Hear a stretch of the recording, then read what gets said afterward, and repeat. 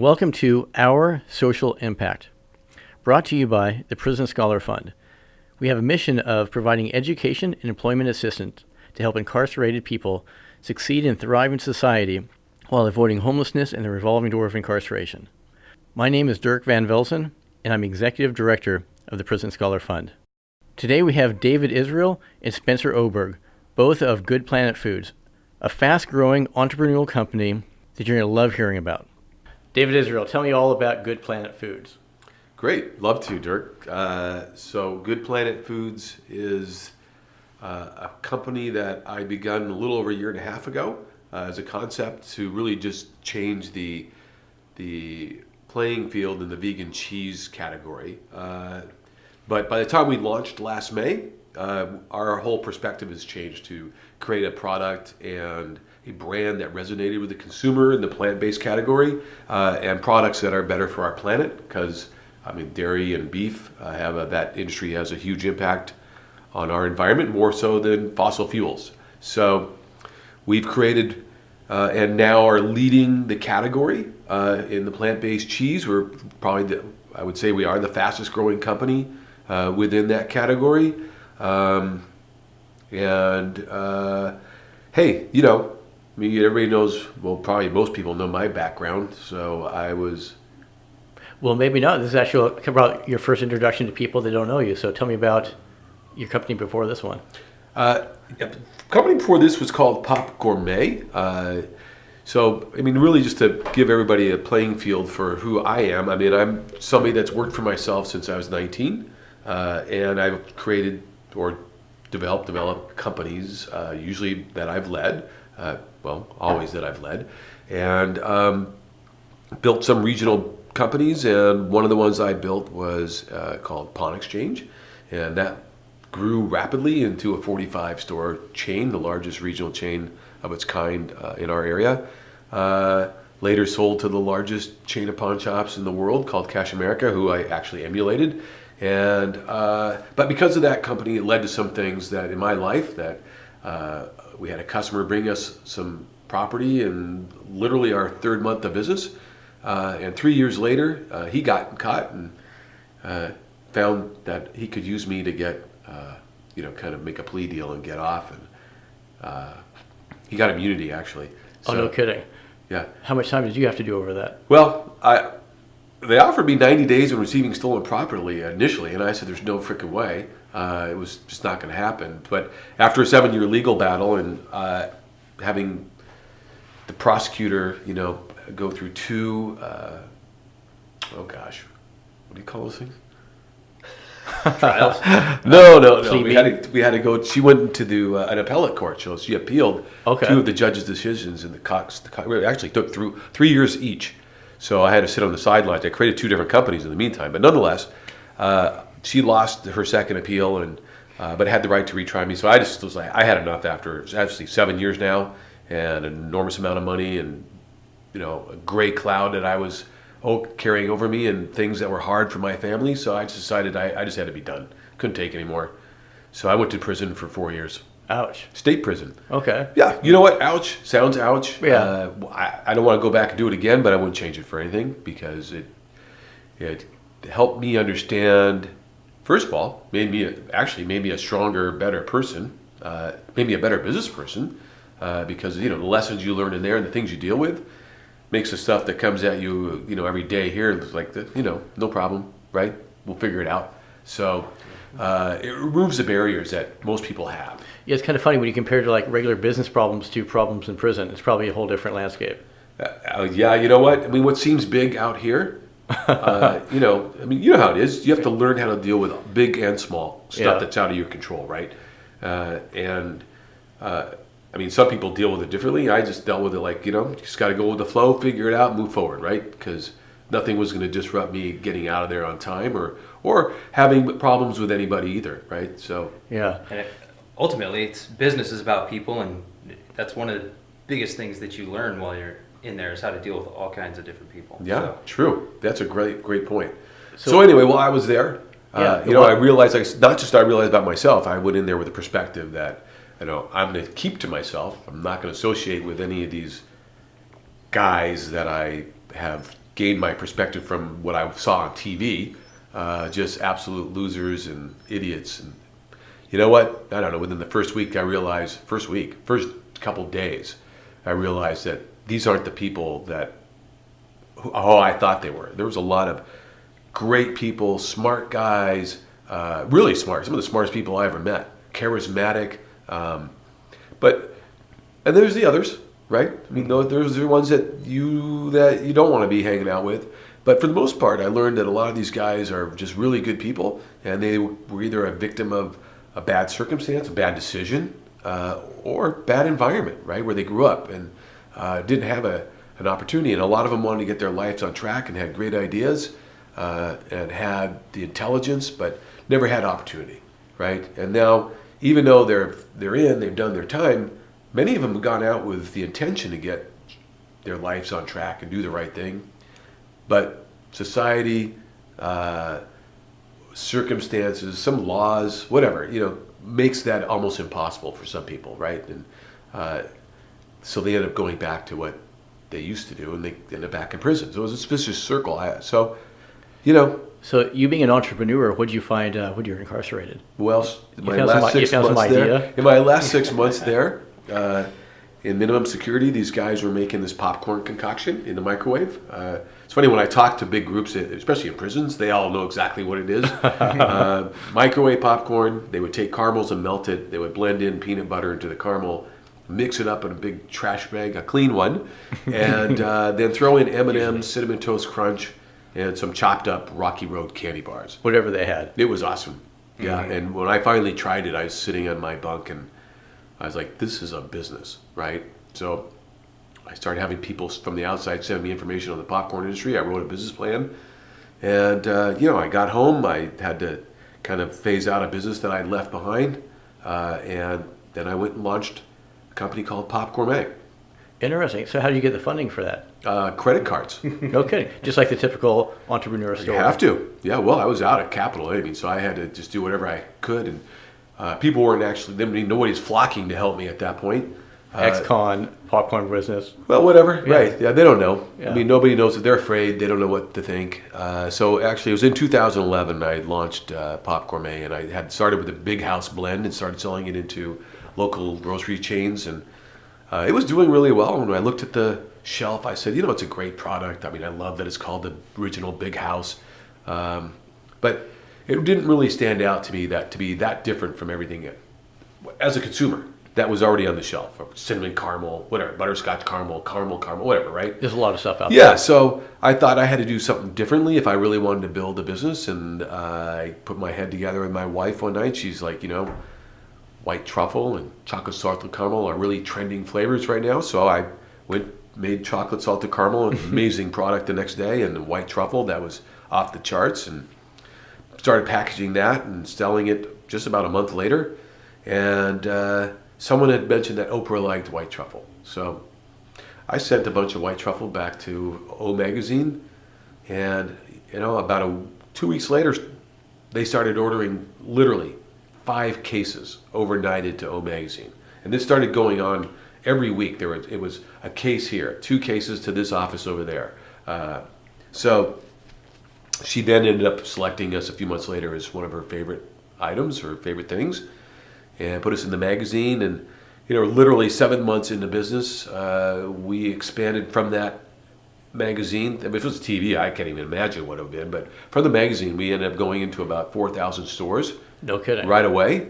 So we went from a team of about 7 up to about 35 in about 2 weeks. So that's like the Oprah Book Club, but for popcorn. You got to mention in her magazine. It just blew yeah, up. we were her favorite thing. We were her favorite thing 2 or 3 times. And I mean, she had me do Live Your Best Life tour or a show here in Seattle with her, and just was a complete support for us as our company. And when she understood the story, really got behind it as well.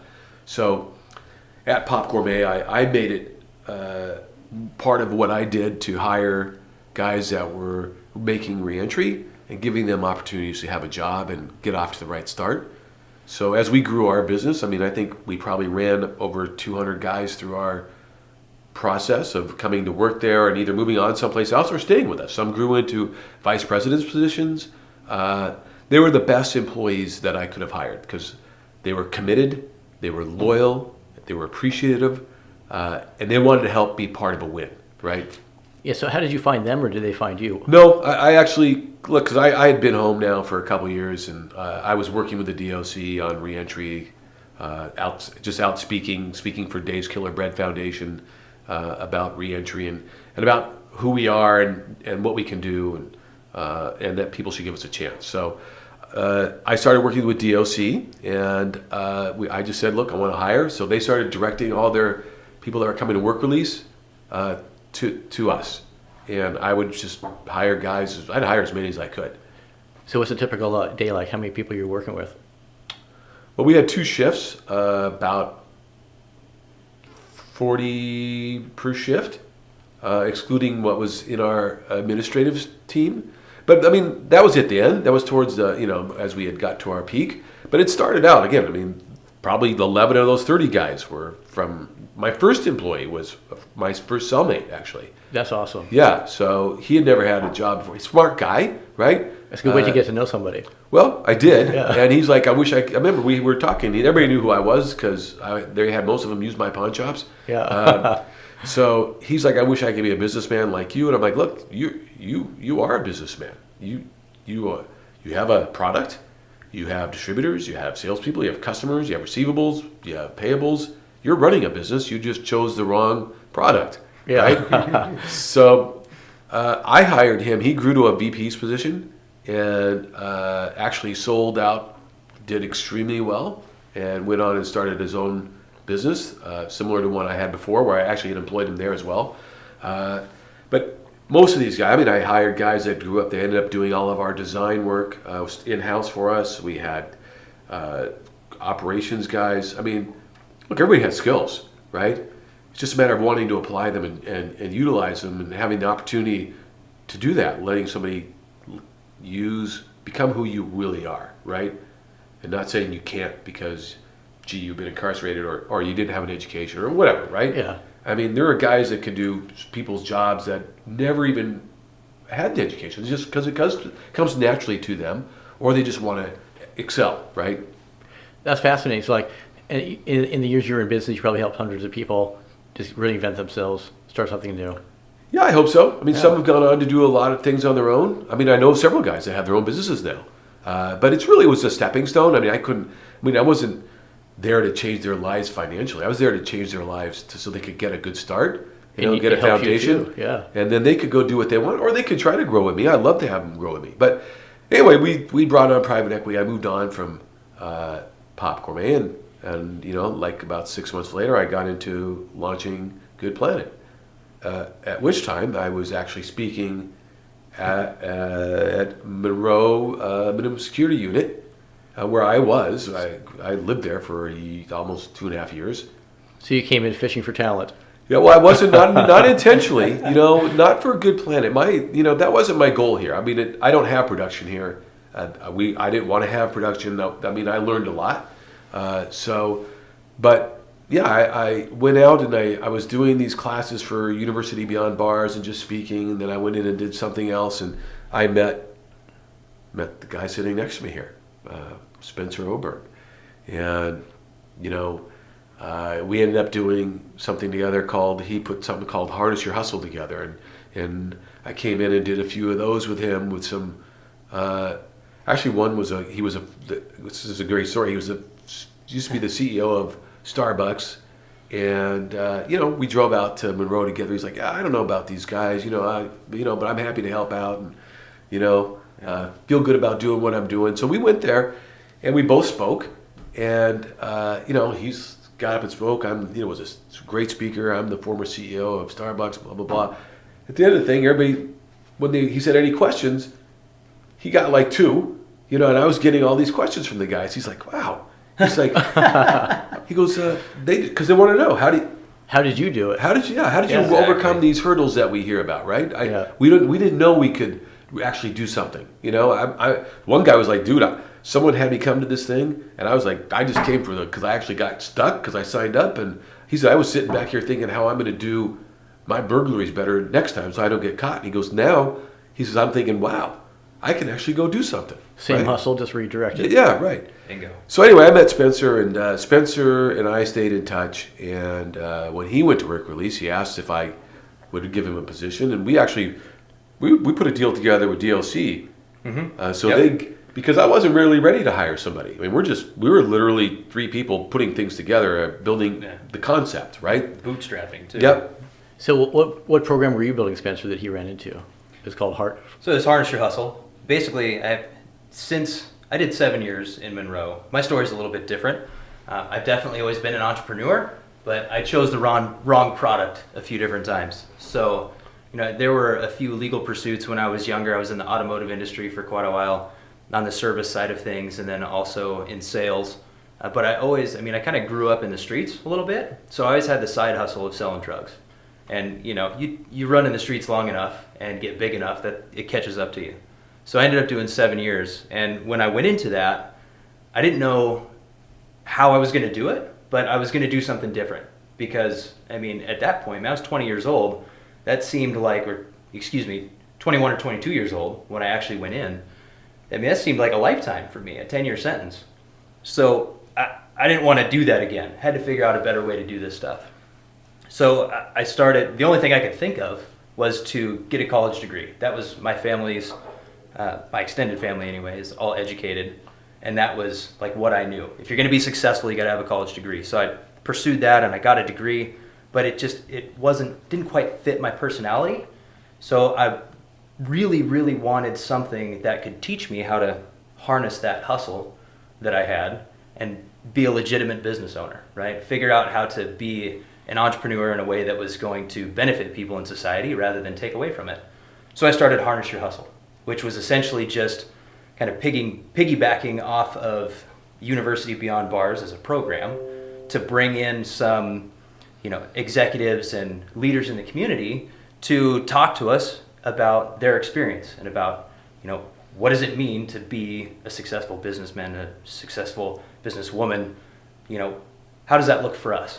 And David and I had connected a little bit before that. He came in as a guest initially to speak at a University Beyond Bars class with another gentleman named Joe Brotherton. He's a great local businessman, awesome guy. But he drugged David into it. Of course, David was coming back anyway, so I guess he wasn't really drugged anywhere. But once I heard his story, it was the same light bulb went off for me that David was just talking about went off for the guy that was sitting in the back. I had already figured out I wanted to do something different, but what really started to solidify is that I absolutely can. There's nothing stopping me from doing it except for me.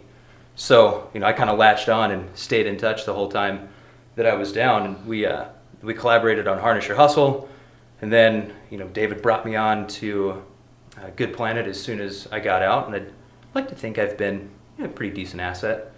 So I'll weigh in. I fishing didn't for a need the compliment. hook. I'll bite. So Spencer's probably turned out to be the best partner I've ever had. No kidding. Period. And I've worked I've hired at very high levels before.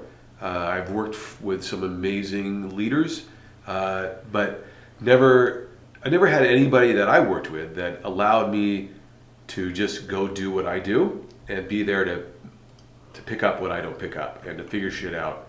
That's what it comes down to. It's come down to the willingness of someone to say, I'm part of this. It's not just I have a job here that I have to do for myself, but I see the opportunity, I appreciate the opportunity, and I'm going to do what I have to do to make us all successful, right? So I can, I'm kind of I'll do whatever, and in my opinion, I just get stuff done fast. But being able to Co-sign for that. Yeah. I can go a lot faster because I have someone like Spencer here who's there doing things that I don't necessarily want to do. I can do them, and we have done them.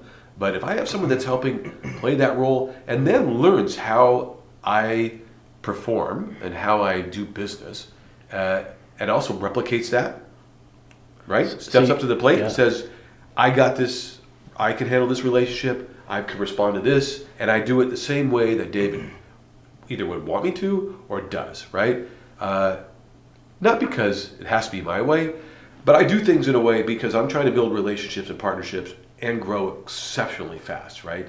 And in this category we're in now, it's a demand that we grow fast. I mean, either we own this, what is the fastest growing category in food, or someone else will.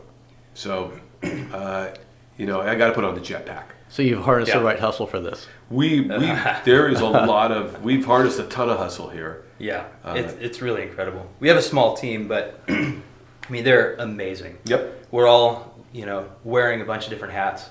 You know, like David said, he used the word partner. I want to kind of backtrack just for a second. And for me, to come into something and, you know, having that real entrepreneurial spirit, it's important for me to have ownership. Because, and just ownership as in, yeah, a piece of the company, but ownership over our destiny, our collective destiny, because it's, you know, I'm devoting my life to it. So the fact that he brought me in and pretty early on, you know, gave me that opportunity and that vote of confidence that he wanted me as his partner, that it really, it's opened up my horizons. Just, I mean, more than I can even put into words. And I mean, I've always been a big thinker, but it's blown my mind. It's blowing my mind. And what we've done since has completely, I mean, it's validated each previous mind blow, you know, until the next one. Because what's going on now, we're a team of 8 people that operate the core company. We have partners all around the world that we work with, extended team. But just the core of 8 people, and we're building the fastest growing, best brand in a category that's going to be worth $4 billion in just over 3 years. Yep. Nice. So, and we're creating partnerships and collaborations with people in the food with companies in the food industry that are literally at the highest level. It's unbelievable. And it blows my mind on a daily basis. And sometimes I have to pinch myself to remember that, you know, this is what we've created and what we continue to create on a daily basis. And David talks about strapping on the jetpack. You know, that it's an absolute must. And sometimes he's hard to keep up with, but I think every now and again I give him a run for his money. So are you guys public now, or are you private still? Private. Well, we won't. Yeah, we're private. We've only done one round of financing. We're starting about to launch another, but this is much different than the first. It first came pretty quick, but now we are attracting. Not just attracting. I mean, I'm getting pelted by investors and private equity groups, and What a good problem to have. it is a good problem, you know. But we can't even respond fast enough to these guys. I mean, you know, they. Fortunately, we have funds that have got behind us already, just to give us, you know, bridge financing. I mean, they'd like to put it into equity, but I'm not even taking it because our value is growing faster. So every month it's a different evaluation. Well, there is, because I mean it's for 2 reasons. One's because we're picking up so much business at literally the largest food companies in the world and restaurant chains in the world, retailers in the world. They're all flocking to us for our products, but additionally, the category value keeps ramping up, right? So I mean, this Beyond Meats went public. They had 70 million in sales, 40 million in losses, maybe it was 50. And now they have a market cap of between 10 and 12 billion, depending on what their stock is doing that day. You know, our sales have outpaced theirs for when they had grown over their 9-year term before they went public. Their growth rate. Yeah, our growth rate is at a much higher level. It's that hockey stick. I mean, I don't think it's not a hockey. It's straight up. So, you know, I tell all of our investors, really, at the end of the day, you know, our funnel is overflowing with opportunity. It's our game to lose. I mean, we have to manage it and execute properly. I mean, we've lost it, right? So we are going to raise capital. We'll be launching a capital raise here in the next few weeks, and we're going to go after and win this race. And the partners that we're bringing in only really amplify our business and ability to own this category. So how long are you going to ride this rocket? Are you going to go IPO or sell out? Or Well, that's a good question. What's your exit? We've had a couple of groups want to already try to take us down that path of IPO. One of our funds now wants to also set us up for that trajectory. I mean, of course they do. We're the cheese of the Beyond Meats, right? So if the first one to launch is going to create that similar type of market cap and valuation and fury. Question is, especially that we're on this call, is what role can I or Spencer play in a publicly held company? Yeah, what are you best at? Are you best at starting companies or managing it? Well, no, it's not that. It's because of our background. Yeah. Right? The felonies may prohibit us from, and maybe not. It's a legal question that has to be answered. We don't know the answer to. I mean, I think we could be on the board. We could be chairmans. As far as officers, there may be some regulations around that. I don't know. We'd have to work through it. But, when there's a will, there's a way. And you know what? If investors want to invest, I mean, it's not like we're hiding anything. Yeah. I mean, I meet with That's investors. the premise of your business. It's the first thing that comes out of my mouth because that's how we lead. I have to lead with that story because at the level I'm doing business with today, I don't want to leave the room and press a group and have them say we want to invest and have them go punch in my name in Google and say the guy lied to us or it wasn't transparent, right? I'm all over Google, right? I mean, I have videos all over the place I talk all over the place. I mean, it is what it is. So I'm not hiding it, but at lower levels, I don't want to, it's not like, hey, I would like to hear about your company. I want to invest. Well, you know what? I don't go, well, hey, guess what? I was in cars. I got to tell you this whole story first. Right. If they're real, I got to tell them a story. If they're just fishing and wanting, I don't need to waste their time or my time. But when things are real, you have to let people know right up front. So there's probably ways to work around that, but we'll have to see. But for us, my goal is to create the most value for our investors, own this category, okay? And it could be a 1-year ride, it could be a 2-year ride, it could be a 4-year ride. My thoughts is that we're creating so much value and such a great brand that someone's going to come in with a lot of money and want to own this brand and grow it. And I'm happy if that gives our investors a great return. I'm happy. That is so cool. Yeah. What a great story. I think so. Well, prison also changed my perspective on dollars, right? So This isn't all about dollars. I don't need 100 million. I could care less, man. If I'm successful, if I can do what I love and I can take care of my family, and I don't have to worry about dollars, that's one thing, right? I'm happy. So I think having that perspective change as well of doing something just to have the win and the money makes it easier to win. You know what I mean? Because I'm not just thinking about how David's going to get rich and buy a big house because that's the last thing I need. But I do need is to win. I mean, I like to create. I like to. I tell people I kind of do business the same way I drive. I don't like people in front of me. I don't like to get passed up. I don't like to go slow, right? I don't like to get pulled over. Yeah. So I just want to get from point A to point B as fast as I can, right? And just get out of my way. That's why we get along so well. Yep. But I'm not going to flip you off, and I do drive safe, and I'm not going to get mad. And just please don't be in my way. Yeah. Don't go the speed limit in the left lane, please. So who's in your way in this food industry, the cheese part? Nobody really. That's the funny thing. I mean, so there's great products in the plant-based cheese category, okay? But there's different products. There's nut-based, there's soy-based. We're allergen-free, okay? That's one clear thing.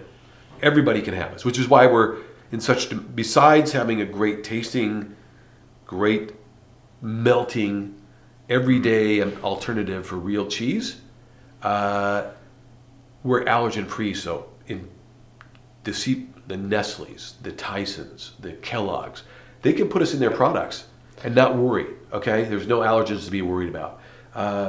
Food service. They can, and burgers and all these things, they can put them on the Beyond Meat burgers and not worry about an allergen. So, we just have a much better product.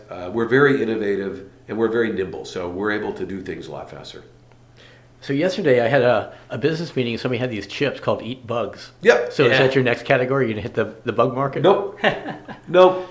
You know what? I used to be, if a squirrel ran by, we want to chase it. This is a huge category, Dirk. You're really focused here. We need to focus here. Why wouldn't we? I need to chase bugs or squirrels, I need a hole in the head. When we have such a big opportunity in front of us, if we just execute, we do have an amazing, disruptive, plant-based yogurt coming in Q1. There's nothing like it on the market. We'll seize that category as well. But other than that, we're staying very focused. So what about you, Spencer? You down for the ride? I'm 100% in. He's stuck. He's stuck? Yeah, I don't know if you'd let me leave at this point, but I wouldn't want to. I enjoy the win, but I enjoy the process too. I love building and creating something and creating value for us, for our customers. I can't tell you how much gratification it gives me when I get on a plane and the guy sitting next to me asks my story. So, I tell him and we wind up on plant-based cheese and he's just like, oh my God, does it taste like cheese? I'm like, of course. That's the big question. That's why we're doing so well, is because it really is the cheese experience. And he's like, you've just changed my life, right? And it really is that important to people who, like me, are lactose intolerant, love cheese, but it's doesn't love you back, or people who are, vegan. There's that time and time again, we hear that that's the hardest thing for somebody to give up is cheese. Meat, not a problem, but cheese, gotta have it. It literally triggers the same receptor in your brain that opiates does. So it's an addictive food, and people have got to have it. So when you tell them that they can have this amazing experience without the allergens or without the dairy, without the impact on the planet or the impact on their bodies, it really does light up their world, and that gives me a lot of satisfaction. So then who's behind the science on this? Who's making sure it just fits just right, or is it just a natural process? No, it's a very unique process. We partnered with a group in Greece that actually had a basis for our products, but it was specifically for Lent in Greece. So people could have something, they called it loaf. They didn't call it... Terrible name. Well, it fit their market, right? Yeah. That's what it was. But they didn't understand when we got together, they had the ability to process and create that foundation. We took it to another level. So we created flavors that were more trending for the marketplace, that would replicate real cheese. We helped them develop, well, they didn't help it. They could do that with our direction. They're very good at that. They're food scientists. They get it. And they wanted to be our partners. We took it from there, created the brand, and just took it from there. We have a whole new facility just opened in Greece about 3 weeks ago. That's strictly for our plant-based cheeses. I was over there last week, and we can do about 60 tons a day. But I expect that the growth that we're seeing, we're probably going to tap that out. So we're moving some of that production to the U.S. In collaboration with our partners from Greece, and we're just going to take it from there. Our Greece will handle Europe, Mideast, China. The plant here in the U.S. will handle North America, and we're just going to go get it. That's fascinating. Mm-hmm. Well, good luck with that. Well, thank you, Terry. Sounds like you guys are going to kill it. Oh, definitely. And we're focused, and we're going to own it. There's no question about it, right? We've come this far and done as much as we have with as little as we have, and of course, we can't necessarily take credit for being at the right place at the right time, but executing on that opportunity. Yep. We're not going to let that slip through our grasp. And once the rocket ship ride is over, whenever that is, I know for me, one of my big passions is kind of helping to give back and give the opportunities that I've had to other people, and to help open people's perspectives, all across the country and around the world, to who we really are as people who've experienced the justice system, and hopefully change their minds a little bit. Awesome. We've already started that in a small way. Started a company called Unincarcerated Productions, which David is a part of. And once this rocket ship ride is over, I'll probably focus on that for a little bit and see if we can't make our society a little bit better place. Is that film or music or? It's film. It's TV and film. Okay. Mm-hmm. We'll check back in a year and see where that rocket ship is. Oh, yeah. Well, we'll probably be on the moon. Yeah, or Mars. Or something like that. Mm-hmm. Yeah, it's crazy. It really is. Pretty exciting times, and it's great to show people that anybody can do what they want if they just put their mind to it, no matter what they've been through, what their Absolutely. background is. You are your biggest obstacle at the end of the day, right? So you just decide to do something. I mean, now we have people rallying behind us, just jumped on board. So I think it's good for everybody. Yeah. Ultimately, it's become an asset. People really get to know the story, and they root for you, right? They want to be a part of it. It's not only a story of redemption, but of overcoming obstacles and triumph, and people they can really relate to that, I think, and it's stories that need to keep getting told. Mm-hmm. Most Awesome. definitely. So yeah, thanks for having us, Dirk. Yeah, we appreciate it. Thank you for first podcast. You guys are the ones, Oh, how exciting! and we'll see how it turns out. Awesome, man. Well, we're excited. Thank you. Glad to be part of it. Definitely.